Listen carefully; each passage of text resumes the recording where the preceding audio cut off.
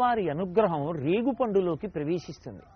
అందుకే చిన్నపిల్లలకి జాతకరీత్యా ఏవైనా ఇబ్బందులుంటే తొలగించడానికి వాళ్ళేదో కూర్చుని పెద్ద పెద్ద యజ్ఞయాగాది క్రతువులను నిర్వహించలేరు కనుక చిల్లర పైసలు, బంతిపూలు, రేగుపళ్ళు, చెరుకు ముక్కలు, కొబ్బరి ముక్కలు ఇటువంటివి కలిపి పెద్దవాళ్ళు పిల్లల్ని కూర్చోపెట్టి వాళ్ళ మించి ఈ పదార్థాన్ని కిందకి విడిచిపెడతారు.